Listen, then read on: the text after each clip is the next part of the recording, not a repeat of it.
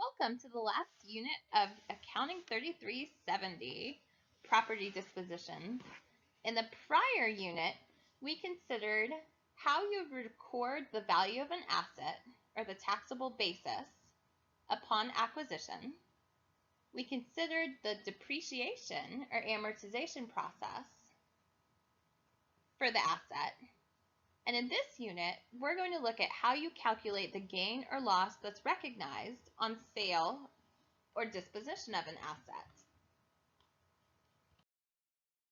There's three factors that come into play when computing the gain or loss that you recognize on your income statement and on your taxable income when you get rid of an asset. How much gain or loss are you realizing? When is the gain or loss recognized? In which fiscal year? And does the tax code specify how to treat the gain or loss? So we're going to look at each of those questions. We know from our prior studies that the tax code doesn't report a gain or a loss until a transaction occurs that necessitates reporting that gain or loss. And what do I mean by that? Let's think about our stocks. Throughout the lifetime of holding a specific stock, the stock value may increase or decrease or do nothing or bounce around as though it were a ping pong ball. Until we write off the asset or sell it, we keep the asset on our balance sheet at the amount that we paid for it, or a taxable basis. When we sell it, that's when we would recognize a gain from the sale or a loss from the sale. We compute that gain or loss using the following formula. First, you calculate the realized amount of sale, which is the cash, the property received, the reduction in the loan balances, minus any selling expenses, to reach the selling price. You subtract from that the basis of the property to the property holder, and we computed the basis as well as the reductions in basis through capitalization in the previous chapter. What you get from that formula is your gain or loss. A gain occurs when the amount that you realize on sale exceeds the taxable basis, and a loss occurs when the amount that you realize on the sale is less than the taxable basis.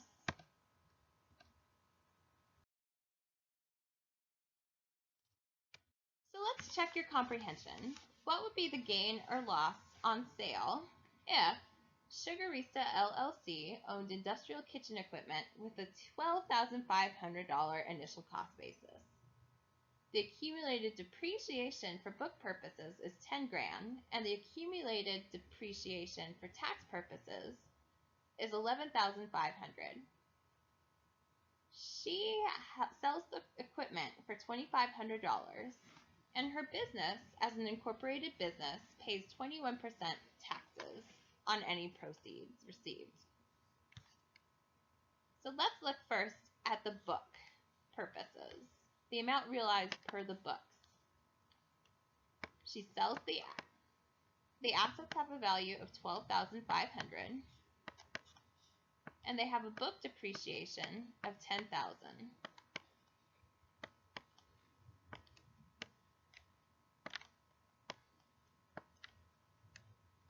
Which means that the carrying price of the asset is $2,500. If she sells the equipment for $2,500 and the equipment has a basis of $2,500,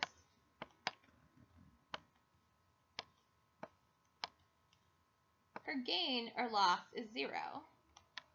She's selling the assets for exactly what they're worth on her financial statements.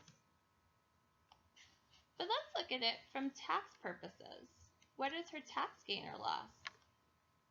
For tax purposes, she's recorded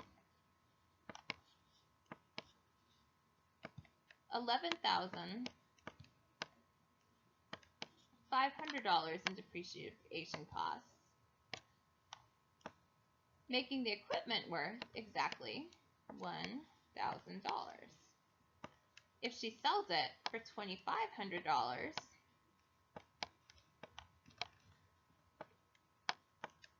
she has a taxable gain of $1,500. And she would pay 21% tax on the gain on that sale.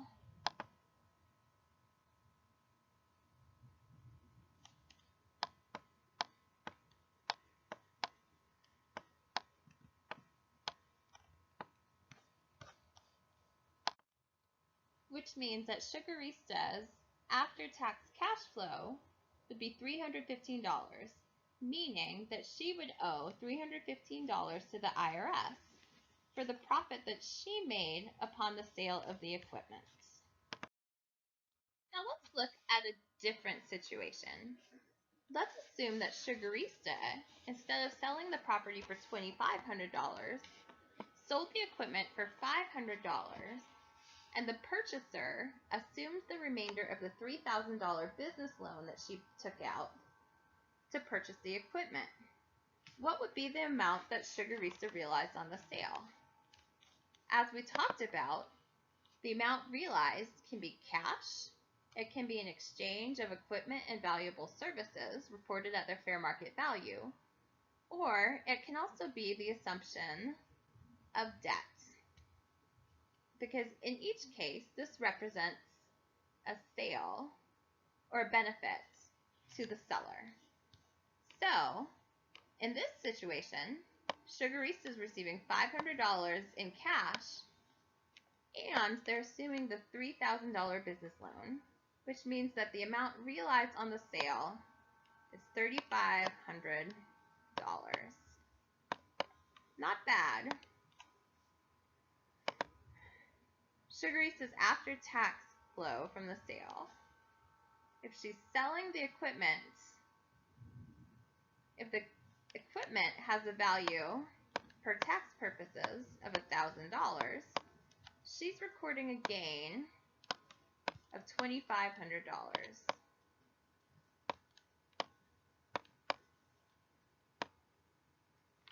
If she pays 21% tax on the sale,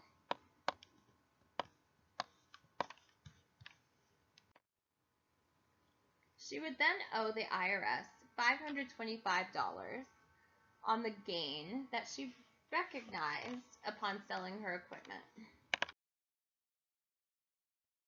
So a taxpayer only pays taxes on gains. Any amount above the initial value of their investment is taxable. They are not taxed on the initial value of their investment. This is just a recouping of assets. A seller does not pay taxes on the loss. A loss on sale or exchange is entirely a tax-free recovery of their investments. The tax treatment of a gain or loss depends whether it is a capital gain or loss or an ordinary gain or loss. A capital gain or loss is generated when the asset surrendered is a capital asset and the transaction triggering the gain or loss is a sale or exchange. An ordinary gain or loss is anything other than a capital loss or a capital gain. So what is a capital asset? A capital asset is any asset that is not inventory or property held for sale, accounts or notes receivables generated through ordinary sales in business, supplies, real or depreciable property used in a business, patent, invention, model, design, secret formula processes, and other intangible assets.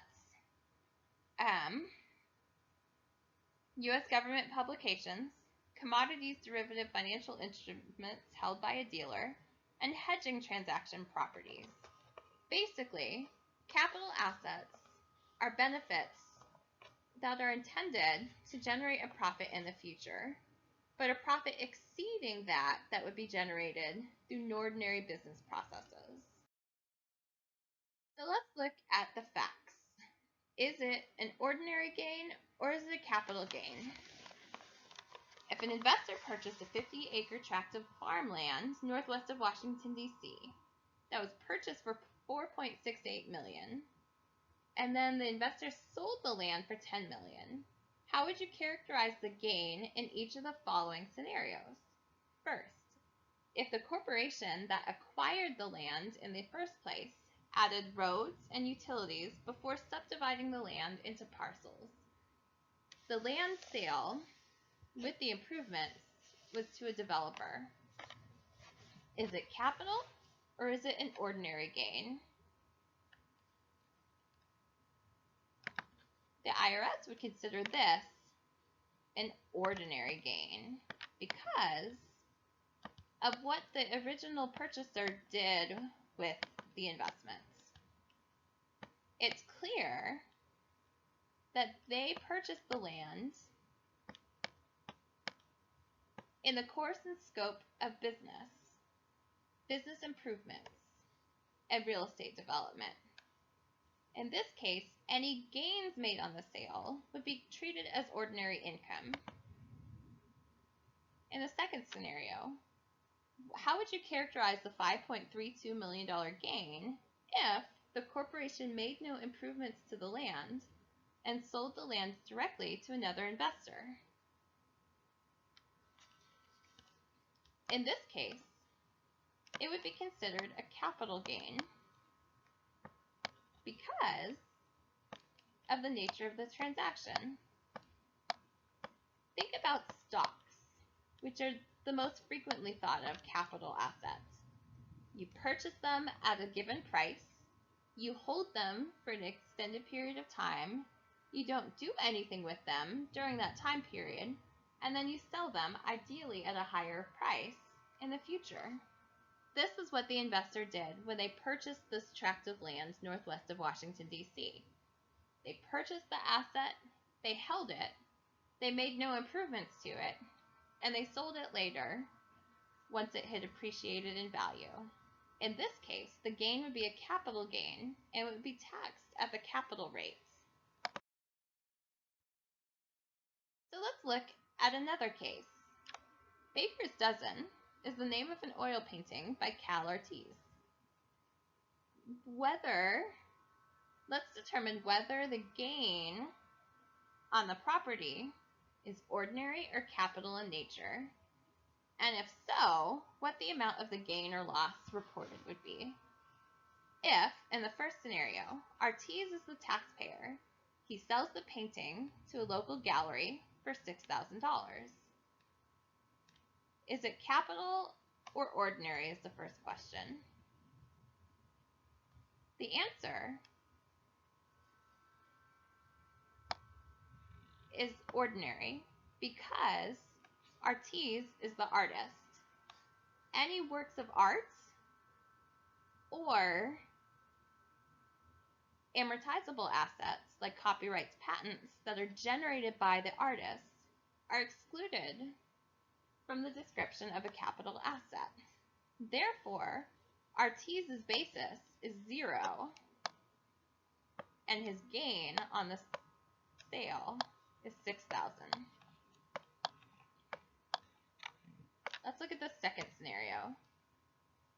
The taxpayer is the local gallery who sold the $6,000 painting to a local buyer for $10,000. Is it a capital gain or is it an ordinary gain?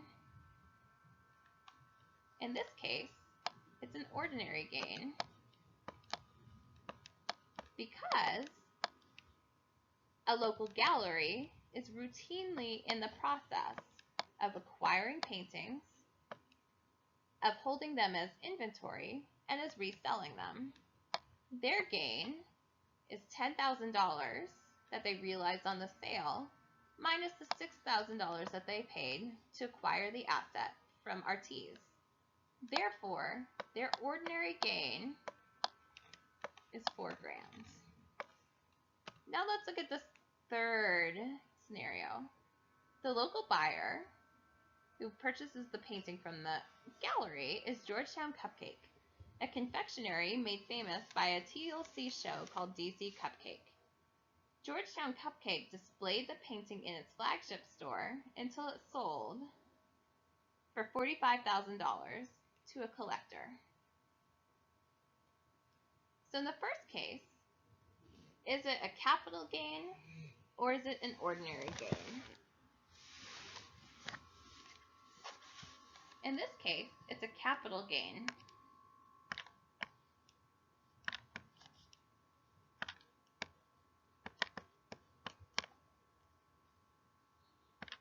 Georgetown Cupcake's routine and ordinary business is selling cupcakes, and delicious ones at that.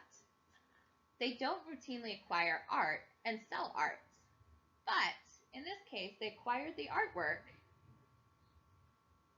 held it until it depreciated in value, and then resold it. So in this case, it's a capital asset. Their gain on the purchase, assuming they're the buyer who bought it for $10,000, is $35,000. The excess of the selling price minus the acquisition price, or the basis. This makes a difference because of the treatment of capital losses and ordinary losses. Ordinary gains and losses are simply included in one's income and taxed at the regular rate. But capital losses can only be deducted to the extent of capital gains. The treatment of capital gains varies based on whether you're an individual or a corporation. For an individual, you can deduct $3,000 in the year that you incurred a capital loss. Any additional losses can be carried forward indefinitely to offset future capital gains. Corporations don't get to deduct any portion of a capital loss, but they can use it to offset capital gains. They can carry these losses forward for 5 years to offset future capital gains. Corporations can also carry a capital gain back for 3 years, which would then generate a refund of taxes paid. Individuals don't have that opportunity. Capital gains for a corporation are included as corporate income and are taxed at the regular corporate rate of 21%. Individuals, as we talked about in Module 2, get a preferential rate for capital gains ranging from 0% to 28%. So finally, let's check your comprehension. How much income would you record if Sugarista recorded $100,000 ordinary income from its custom cookie delivery business? It also sold 3 non-inventory assets during the year. What would be Sugarista's taxable income if Sugarista is incorporated and the 3 items sell at a $45,000 capital gain, a $12,000 capital loss, and a $19,000 capital loss? In this case, Sugarista's net capital losses are $31,000, and her net capital gain is $45,000. She would record the additional $14,000 as a capital gain. If in the future she suffered a capital loss, she could use this to offset the gain. Situation number 2, if Sugarista is incorporated, suffers a $17,000 ordinary gain, a $22,300 capital gain, and a $58,000 capital loss, what would be the effect on her income? The $17,000 ordinary gain is taxed as ordinary income, and it's taxed at the 21% rate. The capital loss of $58,000 offsets the capital gain of $22,300 for a net capital loss of $35,700. Unfortunately, Sugarista can't, as an incorporated business, can't do anything with the $35,700 loss. She just has to hold on to it until she recognizes a capital gain in the future. And in the third situation, same situation, except Sugarista is a proprietorship. What would be her taxable income? She still pays ordinary tax on this $17,000, and she's still on the hook for this net loss of $35,700. However, as an individual taxpayer, she can deduct $3,000 on this year's return and hold the remainder for future years. That means her tax effect is a loss that carries forward with a value of $32,700. And this $3,000 can be used to offset this gain.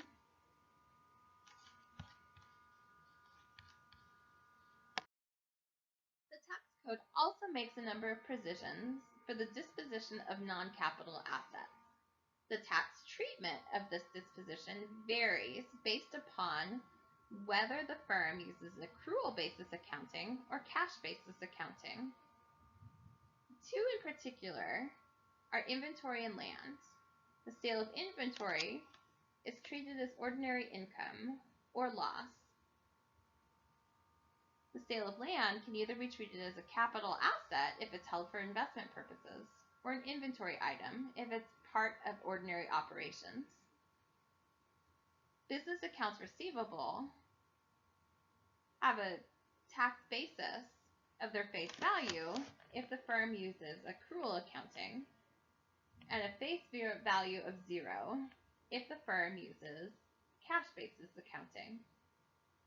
The gain realized is whatever the accounts receivable are sold at. On the cash basis, any ordinary income received is the realized basis. Business supplies are the same thing. While they're generally deducted as used or deducted at year end, if they're sold for other purposes, the selling price is the amount realized. For an accrual basis firm, their value on the balance sheet is the amount of their basis. For a cash basis firm, the taxable basis is 0. In this class, we've gone over the vocabulary and the terminology used in federal taxation, the tax enforcement process, and the philosophy behind the creation of tax rates.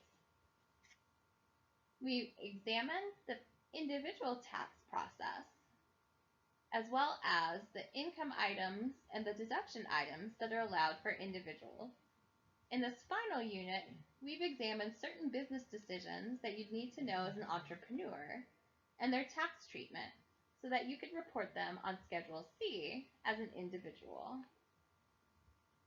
There's lots more to the tax code. The tax code is well over 1,500 pages long, and it changes frequently.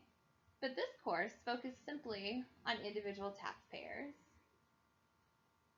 There are more tax courses in McMurry's in-person curriculum, or if you elect to go into a tax MBA program or a Master's of Science Accounting program. I hope this class has given you a worthwhile exploration of individual taxation and a stronghold for whatever your future endeavor in business may be. Thanks for your attention, and it's been a pleasure.